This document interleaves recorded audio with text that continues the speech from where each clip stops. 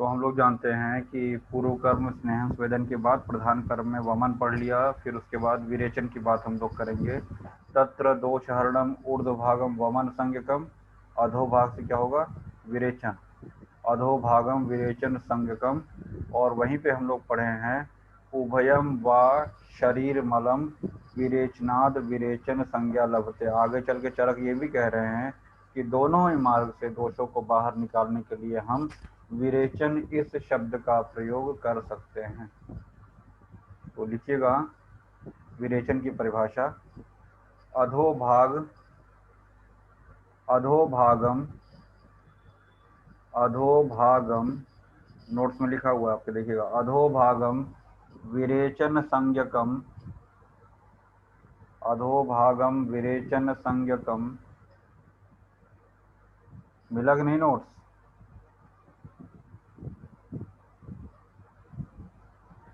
WhatsApp group में होगा। मिला सर। यस सर, अधोभाग, मिल गया सर। अधोभागम विरेचन संज्ञकम उभयम वा शरीर मल विरेचनाद, शरीर मल विरेचनाद विरेचन संज्ञा लभते। दोषों का अधोमार्ग यानी गुदा से बाहर निकालने को विरेचन कहते हैं। दोषों को अधोमार्ग से बाहर निकालने को विरेचन कहते हैं। फिर लिखा हुआ है विरेचन पित्त दोषज विकारों का श्रेष्ठ उपचार है। कहाँ से है ये? चरक अग्र से। विरेचन पित्त हराणाम, विरेचन पित्त हराणाम, चरक सूत्र 25। विरेचन पित्त हराणाम।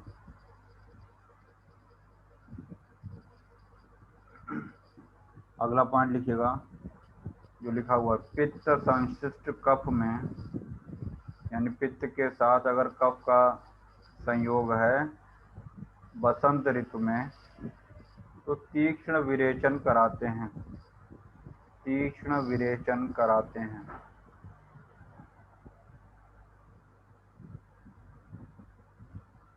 अगला एक पॉइंट वहीं लिखा हुआ लिख लीजिएगा, क्रूर कोष्ठ। हमने 3 प्रकार के कोष्ठ पढ़े हुए हैं, मृदु कोष्ठ, मध्यम कोष्ठ और क्रूर कोष्ठ। तो इसमें कौन सा दोष होता है ये सब आपको बता चुके हैं।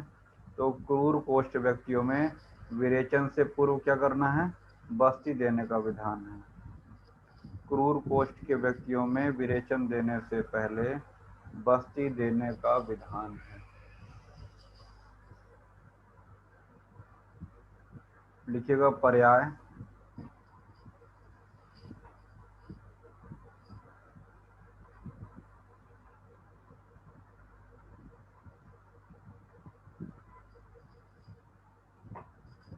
रेचन विरेचन अधोभागहर, रेचन विरेचन अधोभागहर।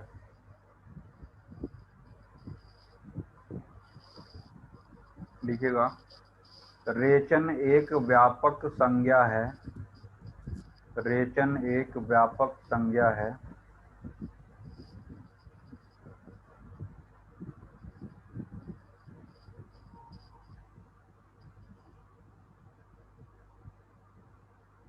जिससे संबंधित, जिससे संबंधित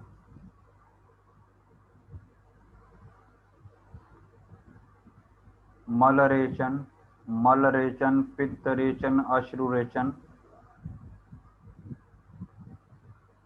जिससे संबंधित मलरेचन, पित्तरेचन, अश्रुरेचन आदि हैं।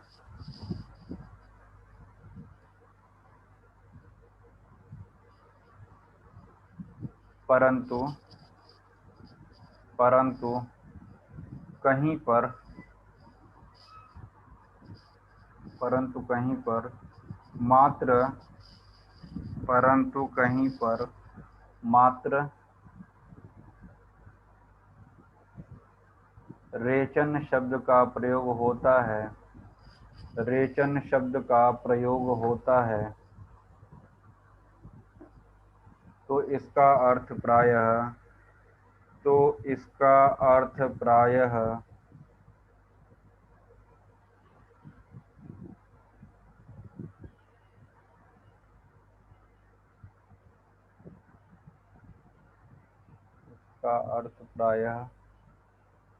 विरेचन ब्रैकेट में मल विरेचन ही ग्रहण किया जाता है।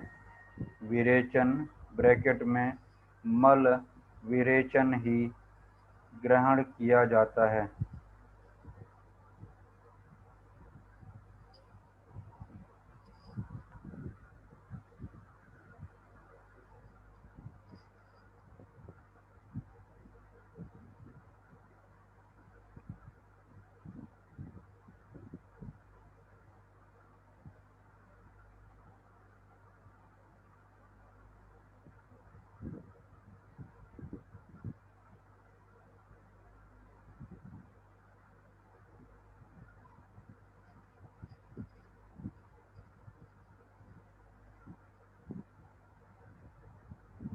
लिखिएगा लाइन चेंज करके, रेचनम प्रत्यग भावः, रेचनम रेचनम प्रत्यग भावः,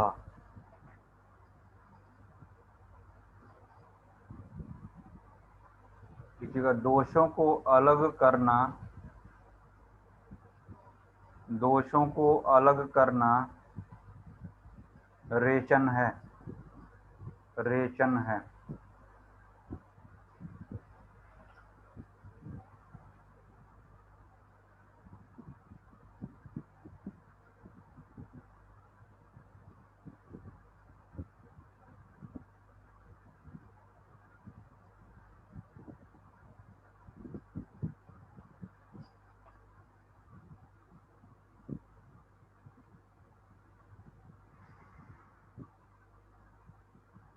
फिर लिखिएगा शारंगधर के अनुसार, शारंगधर के अनुसार विपक्वम यद अपक्वम, विपक्वम यद अपक्वम,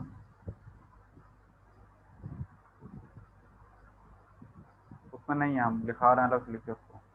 विपक्वम यद अपक्वम वा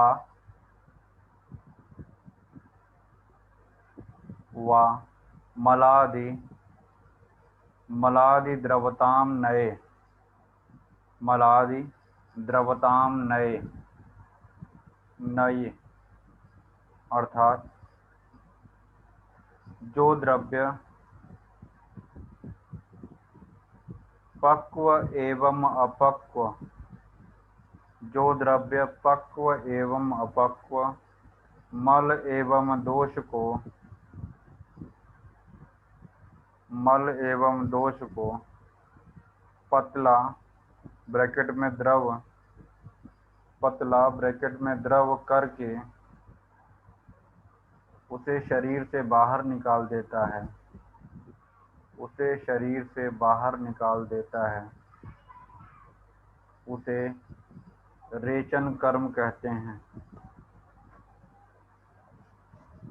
उसे रेचन कर्म कहते हैं। जैसे त्रिवृत, त्रिवृत सुख विरेचना नाम, त्रिवृत सुख विरेचना नाम हम लोग पढ़ते हैं ना, त्रिवृत सुख विरेचना नाम।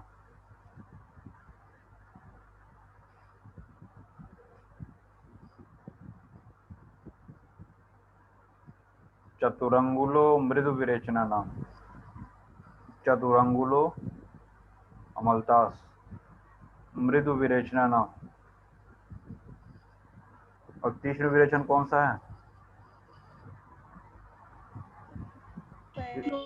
स्नूही कप पे, स्नुक पे। अगली हेडिंग डालिएगा विरेचन द्रव्यों के गुण। चरक कल्प 1 में पढ़ाया है, जैसे वमन का पढ़ाया है, वमन द्रव्यों के गुण, वो महाभूत वगैरह, मैकेनिज्म ऑफ एक्शन, वो सब हम लोग यहाँ पे लिखेंगे। लिखिएगा विरेचन द्रव्यों के गुण, रस सर्वरस, रस सर्वरस, वीर्य उष्ण, वीर्य उष्ण, गुण तीक्ष्ण सूक्ष्म व्यवायी विकासी, तीक्ष्ण सूक्ष्म व्यवायी विकासी।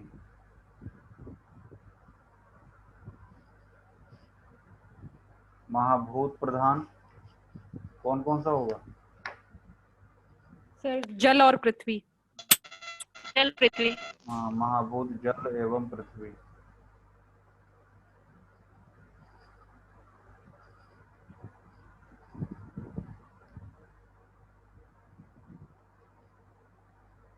उष्ण गुण से दोषों का पाक कर।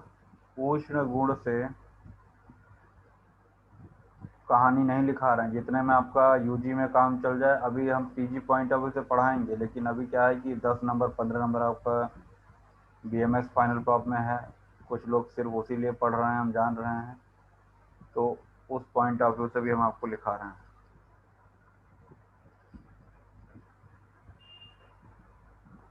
अपने उष्ण गुण से दोषों का पाक कर उन्हें गला देता है। दोषों का पाक कर उन्हें गला देता है।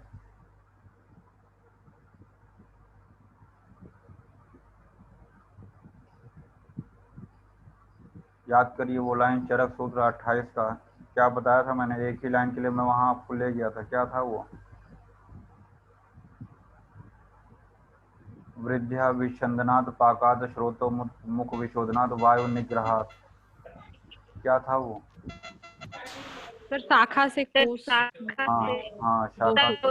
अब देखिए, वृद्ध्या विच्छंदनात् पाकात्। पाकात् आया था ना, तो यहाँ पे पाक हो गया, यानी कि दोषों का पाक हो गया उष्णता से। फिर क्या होगा, आगे लिखिएगा। गला देता है कौमा, जिससे दोष कोष्ठ गमन करते हैं। जरूरी नहीं है कि सिर्फ स्वेदन से पाक होगा और कोष्ठ गमन करते हैं, तो विरेचन द्रव्य भी पाक कर सकते हैं, क्योंकि उष्ण गुण वाले होते हैं, कोष्ठ गमन करते हैं। अगला पॉइंट, सूक्ष्म गुण होने से, सूक्ष्म मतलब माइन्यूट, छोटे छोटे, सूक्ष्म गुण होने से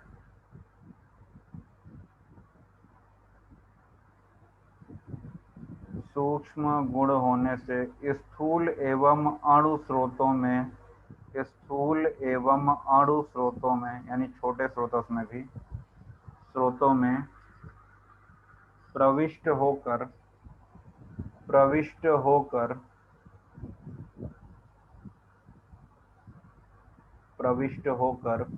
दोषों का पाचन एवं विच्छेदन करता है।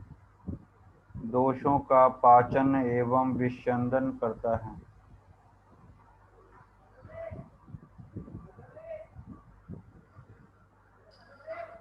दोषों का पाचन एवं विच्छेदन करता है। एवं उन्हें कोष्ठ गमनोन्मुख बनाता है।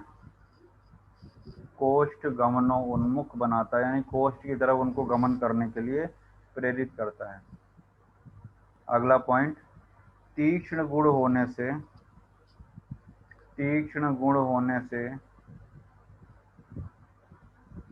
दोषों का पाचन एवं छेदन करता है। दोषों का पाचन एवं छेदन करता है, जिससे दोष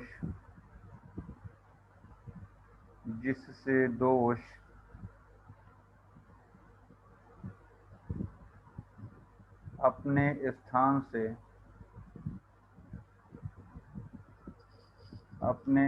से श्रवण करने योग्य यानी बहने योग्य हो जाते हैं। श्रवण करने योग्य, संजय वाला स रहेगा, नीचे पेट पड़ेगा, श्रवण करने योग्य होते हैं। अगला पॉइंट, कौन सा गुण बचा? व्यवायी गुण होने से, व्यवायी तु अखिलम देहम व्याप्य तत्पाकाय कल्पते। मतलब जो व्यवायी द्रव्य होते हैं, पहले उनका सर्व शरीर में फैलाव हो जाता है, देन उनका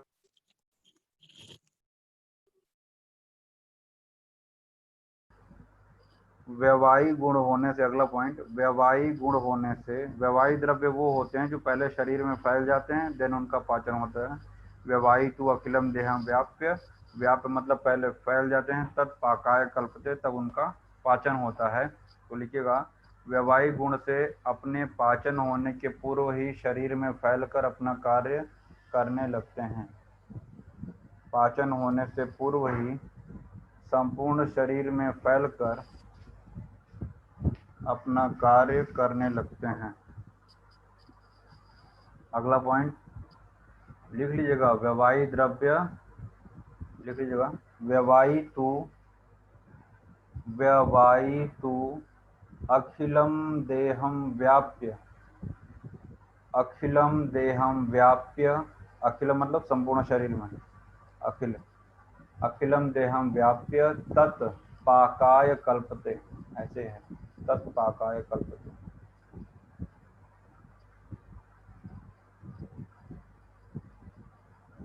औषध कर्म में सब पढ़ाएंगे, द्रव्य गुण का है।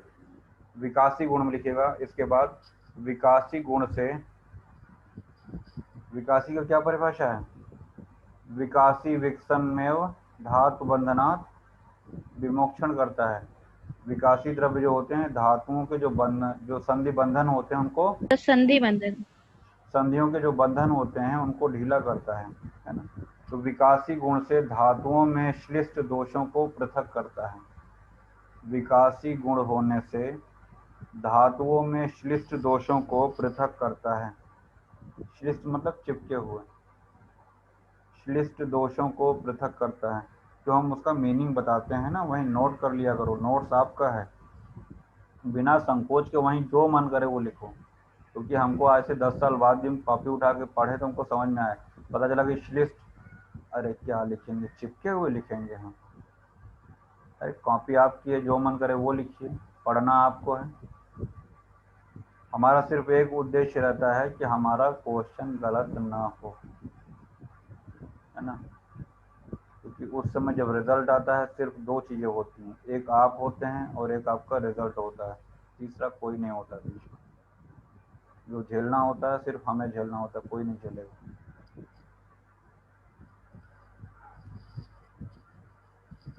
फिर लिखिएगा, विरेचन द्रव्य अपने प्रभाव से, प्रभाव को अंडरलाइन करिएगा, विरेचन द्रव्य अपने प्रभाव से दोष को अधो मार्ग से बाहर निकालते हैं, दोष को अधो मार्ग से बाहर निकालते हैं।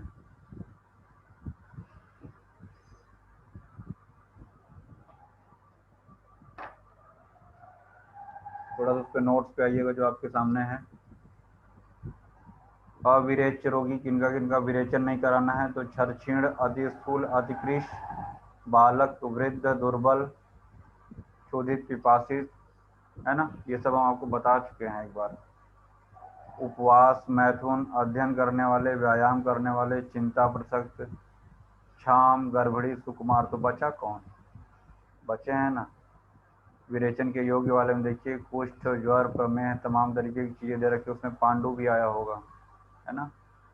कामला में तो हम लोग विरेचन करते हैं, और विरेचन वाले जितने भी हमने आपको बताए थे चिकित्सा पढ़ाते समय, कहाँ कहाँ बताया था, कोई 3 बताइए, किन किन 3 अध्यायों में विरेचन बताया था विशेष रूप से।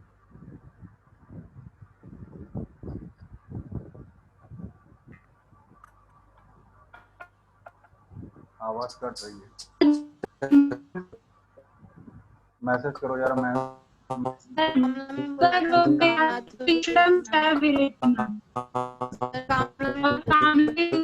कामला हो गया, पक्षाघात हो गया, और उदर हिस्से में विरेच है।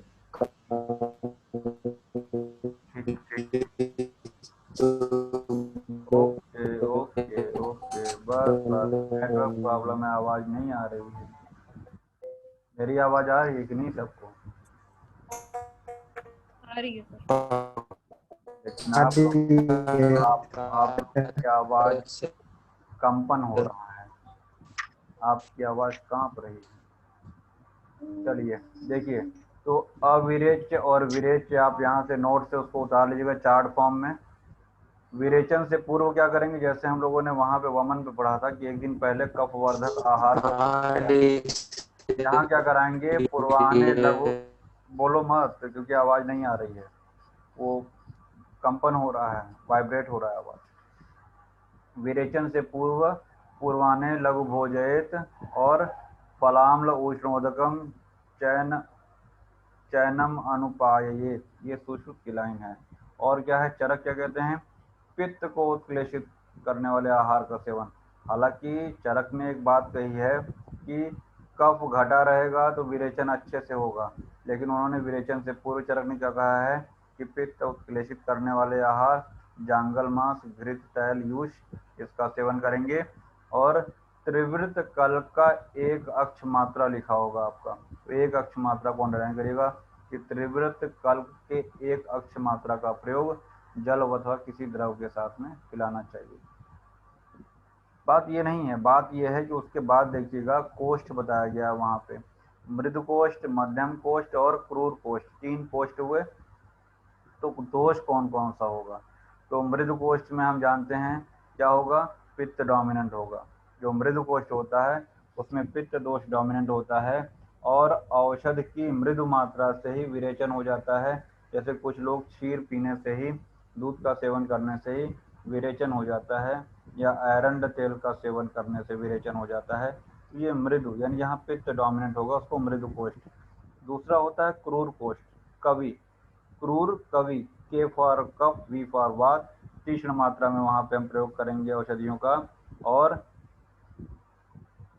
एक आता है मध्यम कोष्ठ। मध्यम कोष्ठ,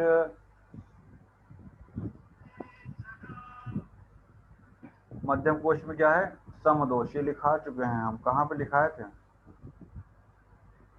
लिखाया हमने आपको, देख लीजिएगा, हमने सब लिखाया हुआ है आपको। तो जैसे वेग, प्रवर, मध्यम और अवर शुद्धि का 30, 20 और 10 ये भी लिखा चुके थे। देखिएगा वहीं काश्यप का मध्यम में कितना लिखा हुआ, 20 की जगह 15 लिखा हुआ है। और वाम में द्रव्य की जगह काट के उसको विरेच्य द्रव्य मात्रा कर लीजिएगा, जो वाम में लिखा हुआ है उसको काट के विरेच्य द्रव्य मात्रा कर लीजिएगा, 4, 3 और 2।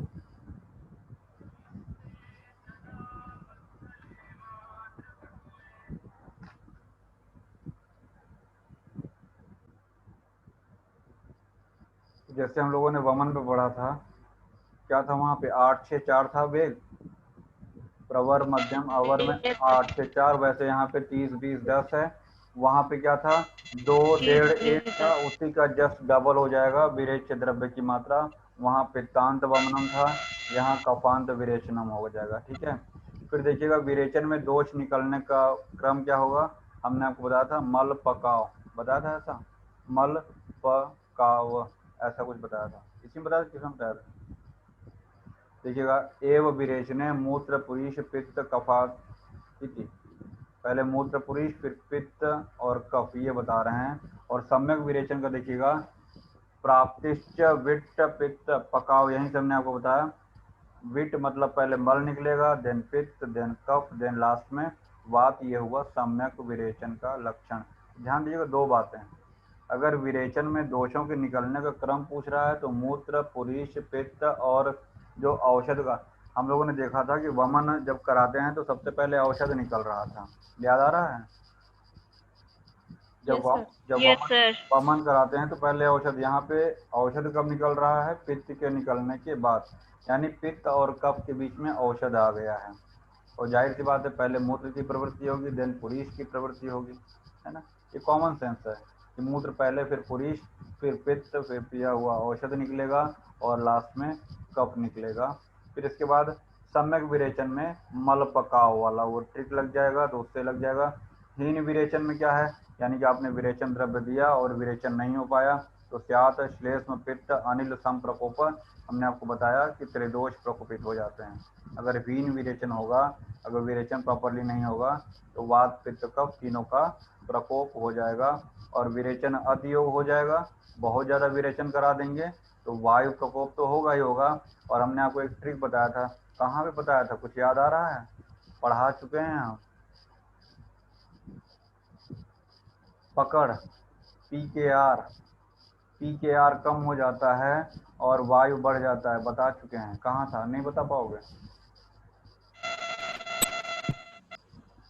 अभी कुछ दिन पहले पढ़ाया है, चरक में ही पढ़ाया है, बुक में देखना। सिद्धि स्थान Yes, sir. Pick कफ रख. पी के आर घट जाता है, पी के आर घट जाएगा, वात बढ़ जाएगा, अतियोग में बहुत ज्यादा विरेचन करा देंगे। हीन विरेचन में त्रिदोष प्रकोपित हो जाएंगे, वात पित्त कफ प्रकोपित हो जाएंगे, और सम्यक में मल पकाओ, ये क्रम में निकलेगा क्रमशः। इसके बाद की बात हम लोग करेंगे अगली क्लास में। यहाँ तक पढ़ के तब अगली क्लास में आइएगा। अगली क्लास में आपको मृदु विरेचन, सुख विरेचन, तीक्ष्ण विरेचन, अनुलोमन, स्रंसन, भेदन, इसमें क्या डिफरेंस होता है, द्रव्यगुण में भी काम देगा आपको ये, ठीक है। विरेचन का प्रोसेस, कैसे विरेचन कराते हैं वो बताना है, ठीक है। ये सब चीज़ें हम लोग नेक्स्ट क्लास में पढ़ेंगे, और अगली क्लास में विरेचन के बाद हम आपको संसर्जन क्रम बताएंगे, ठीक है। तो योग्य अयोग्य वाला चार्ट बना लेना, ये आपके लिए होमवर्क है। और जितना है सम्यक, अतियोग, हीन योग, उसको भी चार्ट बना लीजिएगा, लिख लीजिएगा उसको, बाकी नेक्स्ट क्लास में, ठीक। धन्यवाद।